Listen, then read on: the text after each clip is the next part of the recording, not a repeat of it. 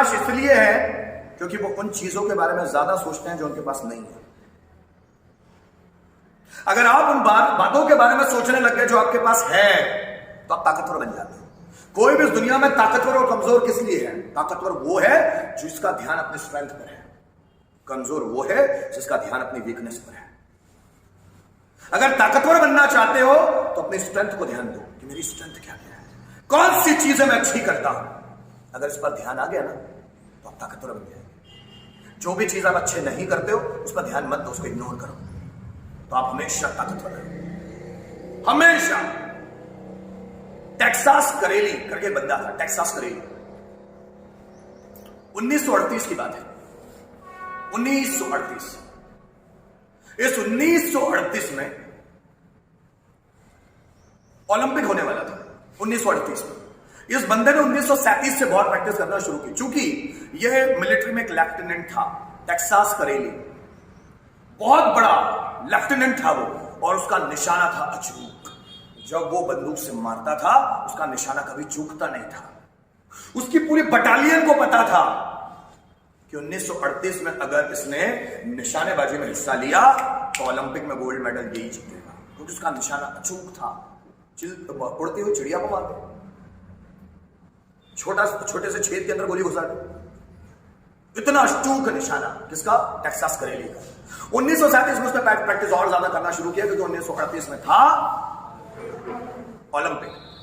उसने बहुत प्रैक्टिस करना शुरू किया, लेकिन उसी वक्त 1939 में द्वितीय विश्व युद्ध की संभावनाएं बनने लगी। द्वितीय विश्व युद्ध, दूसरा विश्व युद्ध कब हुआ? 1939 में।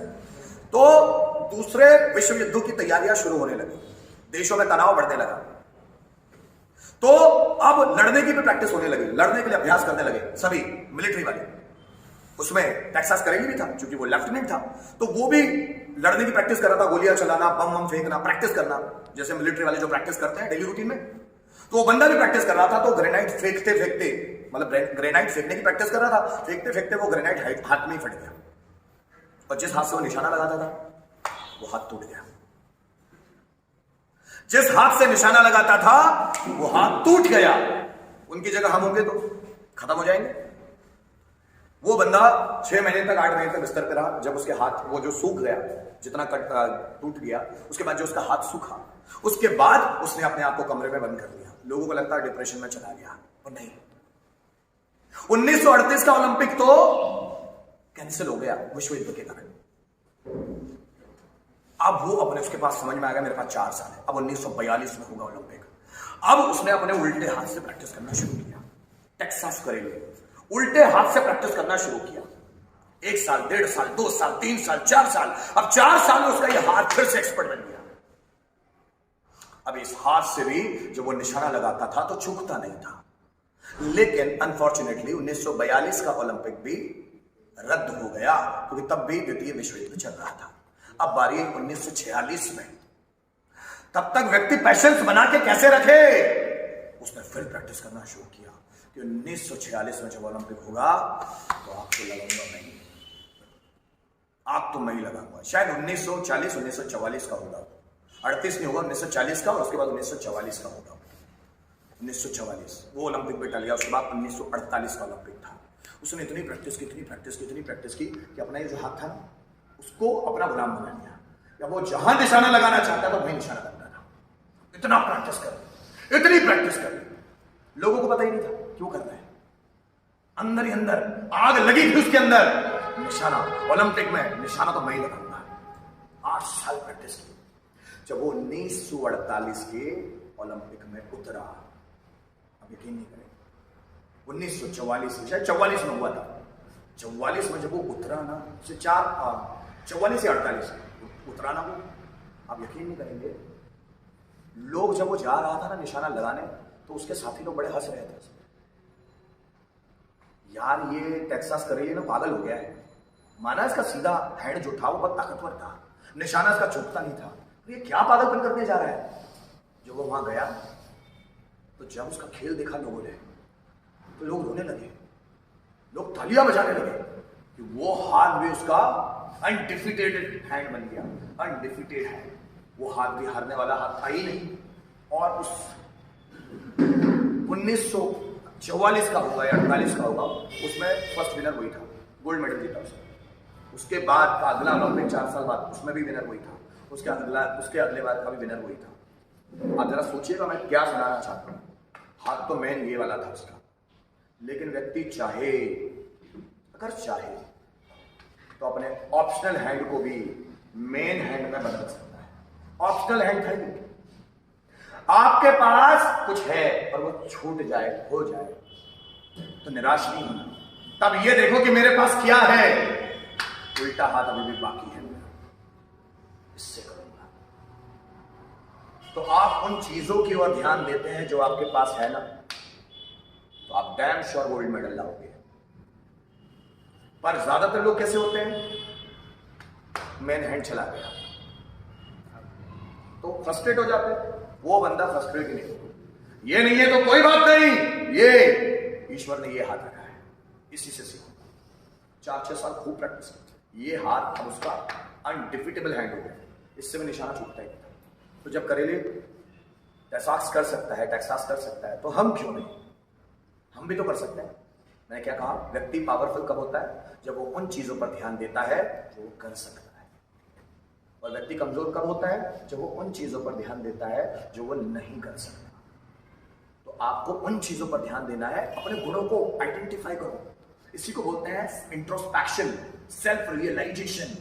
खुद को जानो, आत्मनिरीक्षण की प्रोसेस पे चलो, कौन सी चीजें आप में अच्छी हैं। Try to understand that, try to find that out things. उन चीजों को समझने की कोशिश करो, कौन सी चीजें आप में अच्छी हैं, क्योंकि आप खुद को जाने बिना कभी भी पावरफुल नहीं बन सकते, कभी भी पावरफुल नहीं बन सकते। इसलिए अपने आप को जानने की यात्रा पे निकलो, इसलिए खुद को समय दो। आप इस दुनिया की सबसे फाइनेस्ट पर्सनैलिटी से मिलोगे जब आप खुद को समय दो। और दुनिया की सबसे फाइनेस्ट पर्सनैलिटी कौन है, आज जाना घर में देखना, मिरर में नजर आएगी आपको। इस दुनिया में आपसे ज्यादा फाइनेस्ट पर्सनैलिटी इस दुनिया में कोई नहीं है, लेकिन हम उससे रूबरू ही नहीं होते कभी। हम दूसरों को देखने में लगे हुए, देखो वो कितना अच्छा करता है, वो कितना खराब करता है, वो कितना अच्छा करती है, वो कितना खराब करती है, उसने कितने अच्छे मार्क्स लाए, उसने कितने बेकार मार्क्स लाए, वो कितना घमंडी है, वो कितना ईमानदार है, वो कितना बेईमान है, वो कितना अच्छा है। दूसरों को देख रहे हैं, खुद को नहीं देख रहे मैं कैसा हूं। जब आत्मनिरीक्षण की इस यात्रा पर निकलोगे तो जीतोगे आप ही। कहते हैं इस दुनिया से जीतने के लिए पहले खुद को जीतना पड़ता है। मन के जीते जीत है, मन के हारे हार। जिस व्यक्ति ने खुद को जीता, शहंशाह बनने का हक भी उसी को है। तो पहले खुद को जीतो भाई, अपनी कमजोरियों को जीतो, अपने गुस्से को जीतो, अपनी जलन को जीतो, अपने डोमिनेंस को जीतो, अपनी अकड़ को जीतो, अपनी जलन, अपनी छोटी भावना, अपनी नकारात्मक भावना, उसको जीतो। जिस दिन वो जीत लिया, जीता। अपने अंदर के बुरे भावों को जीत लो, उनको जीत डालो। ये बुरी भावनाएं आनी नहीं चाहिए, जीत डालो। और यही व्यक्ति विनर है, जो अपने को जीत सकता है वही दूसरों को जीत सकता है। जिसको अपने ऊपर कंट्रोल है वही दूसरों को कंट्रोल कर सकता है। जो अपने को वश में ला सकता है वही दूसरों को वश में ला सकता है। तो राजा बनने का हक उसी को है जिसका कंट्रोल अपने ऊपर है। एक बड़ा ऑफिसर बनने का हक उसी को है जिसका अपने ऊपर कंट्रोल है। जिसका अपने ऊपर कंट्रोल है वही बड़ा ऑफिसर बनता है, वही राजा बनता है, वही महान बनता है, वही सफल बनता है जिसका कंट्रोल अपने ऊपर है। इसलिए अपने आप को सबसे ज्यादा मजबूत बनाओ। दुनिया तो आपको कमजोर करेगी ही, उसका काम है। वो तो एक माध्यम है आपको ताकतवर बनाने का, इसलिए दुनिया को भी गलत मत समझो। वो माध्यम है आपको ताकतवर बनाने का, माध्यम है वो। उसको पॉजिटिव लेना सीखो उन चीजों को। वो आपको ताकतवर बनाने का ईश्वर का भेजा हुआ इनडायरेक्ट सोर्स है। चाहता है ऊपर वाला कि आप ताकतवर बनो, इसलिए उसने आपके आसपास समस्याएं खड़ी की हुई ताकि आप उसमें से निकलो। वो तितली का बच्चा बनो जिसके पंख खुद है, जो खुद अपने दम पर उड़ेगा। और जो अपने दम पर उड़ सकता है, तितली बनने का हक भी उसी को है। क्या मेरी बात समझ में आ रही है? इसमें आपकी मदद कोई नहीं करे, कोई नहीं करे तो बहुत अच्छी बात है, लेकिन कोई नहीं करेगा। माँ बाप भी नहीं करते, आपको ही मदद करना हो। किसी नदी में गिर जाओ ना तो दो ऑप्शन होते हैं, अगर तैरना आ जाता है तो तैर लोगे, और अगर तैरना नहीं आता है तो दो ऑप्शन है, या तो हाथ पैर खूब चलाओ जब तक बचना जाए, या मर जाओ। वैसे ये जिंदगी की नदी है, इसमें गिर गए तो इसलिए सबसे पहले तैयार करो खुद को कि हमको तैरना आए। कि अगर मैं किसी बड़े समुद्र में भी गिर गया, बड़ी नदी में भी गिर गया, तो खुद को बाहर निकाल पाऊं। इसलिए जब ए.आर. रहमान अपना करियर बनाने के रास्ते में आगे निकले, तो ए.आर. रहमान ने क्या किया पता है आपको? ए.आर. रहमान आज भारत के सबसे बड़े म्यूजिशियन में से एक है। ए.आर. रहमान सुना है ना? ए.आर. रहमान ने सबसे पहले ड्राइविंग सीखी। ड्राइविंग, पहले ड्राइवर का काम सीखा उन्होंने कि अगर मैं जिंदगी में कुछ नहीं कर पाया तो कम से कम 15-20 हजार रुपए ड्राइवर बन के कमा लूंगा। तो पहले उन्होंने तैरना सीखा कि ताकि किसी बड़ी नदी में गिर भी जाऊं तो तैरना आता होगा तो बाहर निकल जाऊंगा। इसलिए उन्होंने ड्राइविंग सीखी, पहले तैरना सीखा। बात समझ में आ रही है? मेरे एग्जांपल समझ में आ रहे हैं? फिर उसके बाद वो म्यूजिक डायरेक्टर की फील्ड में गए, फिर म्यूजिक पर काम करना शुरू किया, फिर पीछे मुड़कर देखा ही नहीं, वो बढ़ते ही चले गए। लेकिन एक संभावना थी कि अगर मैं फेल हो गया तो ड्राइविंग का काम करके घर परिवार चला लूंगा। एक स्किल सीख ली उन्होंने पहले, फिर आगे निकल गए। इसलिए जिंदगी में अगर डूबना नहीं चाहते तो स्किल्स ज्यादा से ज्यादा सीखो। अगर ये काम नहीं है तो ये काम नहीं है तो ये। बात समझ में आ रही है? इसलिए ऑप्शंस हमेशा होने चाहिए। वही लोग ज्यादा फ्रस्ट्रेटेड होते हैं जिनके पास ऑप्शन ही नहीं होता। लेकिन अगर ऑप्शन नहीं है तो ये तो अच्छी बात है, और अच्छी बात है, और अगर ऑप्शन हो तो ये और अच्छी बात है। जैसे कहा जाता है अकबर के बारे में कि अकबर जब भी युद्ध लड़ने जाए, अगर नदी पार युद्ध है, नाव लेकर गए तो पूरी नाव जला दे। अब उसके साथियों को बोलता था वो, अब तो सिर्फ आगे ही जाना है, अब तो लड़ना है या मरना है, वापस नहीं जाना है। तो नाव जला देता था पूरी नाव। आप तो जीतेंगे भी तो शत्रु सेना की नाव लेकर जाओगे। तो अगर आप चाहते हो कि वापस जाओ अपने परिवार के लिए, अपने बीवी बच्चों के लिए जीना चाहते हो, तो वोट लगा दो शत्रु सेना की। तो उसके सैनिक धूम मचा के लड़ते थे। मैंने राजपूतों के बारे में एक बुक पढ़ी, उस बुक का नाम है महाराणा। जब मुगल यहां पर आए और मुगल जब राजपूतों की बीवी पर गलत नजर डालने लगे या अटैक करने लगे, तो राजपूतों की वाइफ समझ में आती थी। राजपूतों की वाइफ बहुत स्वाभिमानी थी, पूरे भारत को प्रेरित कर रही थी। उस वक्त जोहर कर लेती थी वो, पर किसी के हाथों में अपने आप को सौंपती नहीं थी। जोहर, आपने पद्मावत मूवी भी देखी होगी। तो ये जो राजपूत लोग थे ना, इतने महान क्यों बन पाए, उसके पीछे कहानी है कि जब भी कोई मुगल अटैक हो और उस अटैक में अगर बाई चांस राजपूत हार गए, क्योंकि राजपूत कम थे संख्या में, अगर हार गए तो उनकी पत्नियां जोहर कर लेती थी। और जब ये जोहर करती थी तो ये राजपूत लोग हस्बैंड क्या करते थे इनके, उन देवियों के साथ, मैं तो देवी बोलूंगा, उन देवियों के साथ, उन सती माताओं के साथ उनके बच्चे भी चल जाते थे। फिर उनके हस्बैंड क्या करते थे, वो मरते नहीं थे, जलते नहीं थे, अब वो अफीम पीते थे। अफीम, राजपूत लोग उस वक्त अफीम पीते थे, अफीम पीते थे। अब जाते थे वो रण युद्ध में तलवारें लेकर, अब मरूंगा या मारूंगा। और राजपूत जीतते थे कि अब या तो मरूंगा या मारूंगा। जीतने का हक उसी को है जो अपने आप को नियति की भेंट चढ़ा चुका है। मरना भी हो तो मरे। जिसको कंफ्यूजन है वो जीत नहीं पाएगा। जिसको अपनी प्रतिभा पे शक है वो जीतता नहीं है। दम लगा के मेहनत करो, नहीं तो मरना निश्चित है। इसीलिए अकबर भी करता था, नाव को जला देता था कि इनमें दम आ जाए। ये राजपूतों में भी दम क्यों आता था? अफीम चढ़ा लिया, नशा कर लिया, आप तलवार उठाते थे, आप आना दो कौन सा मुगल आ रहा है, आप फिर लड़ते ही चले जाते थे। एक से एक राजपूत हुए, एक से एक राजपूत, और जीतते थे, बहुत युद्ध जीते। वही नशा जब आप में आ जाए ना, अफीम का नशा नहीं, कुछ पाने का नशा नहीं, और जब आप में भी आ जाएगा ना, आप पीछे मुड़कर देखोगे नहीं। अब बातें तो सुन ले तो मोटिवेट तो हो जाते हो, फिर बाद में ठंडे हो जाते हो। बताइए क्यों? उस मोटिवेशन को जगह नहीं कुछ करते। अपनी आसपास की स्थितियों को देखो तब ज्यादा मोटिवेट हो गए। किसी मोटिवेशनल स्पीकर्स को सुनकर नहीं होता, किताबें पढ़कर नहीं होता। अपनी आसपास की स्थिति देखो, मेरे माँ बाप गरीबी में जिए हैं, मैं गरीबी में नहीं जीऊंगा, मेरे बच्चे को जीने नहीं दूंगा। जब वो रहेगा ना अंदर, मोटिवेशन आएगा। ये आज भले इसको कमी हो रही हो, फ्यूचर में नहीं हो रही, वो मोटिवेशन का काम करेगा। आसपास की स्थितियों को देखो, आज जिन चीजों के लिए आप तरस रहे हो, आग लगा देना साला। हर एक चीज आपके कदमों के नीचे, क्योंकि इंसान को सब चीजें पाने का हक है, हर एक चीज पाने का। उसको हवाई जहाज में घूमने का भी हक है, उसको देश विदेश में घूमने का भी हक है, लेकिन उसको ये सब पाने के लिए अपनी पात्रता सिद्ध करनी पड़ती है। अपने आप को सिद्ध करो, अपने आप की पात्रता सिद्ध करो कि आप उस लायक हो, हवाई जहाज में घूमने के आप लायक हो, आप बड़ी पोस्ट पे बैठने के लायक हो, आप राजा बनने के लायक हो। लायक अपने आप को बताना तो पड़ेगा। ऐसी थोड़ी ना अयोध्या की प्रजा राम को बिठाना चाहती थी, नायक है वो, इसलिए बिठाना चाहती है। बट राम अपने आप को राजा मानते हैं, वो मानते नहीं अभी, नहीं मुझ में अभी इतने गट्स नहीं, मैं जाना चाहता हूं राक्षसों को मारने के लिए। और कई माता वही कर देती है।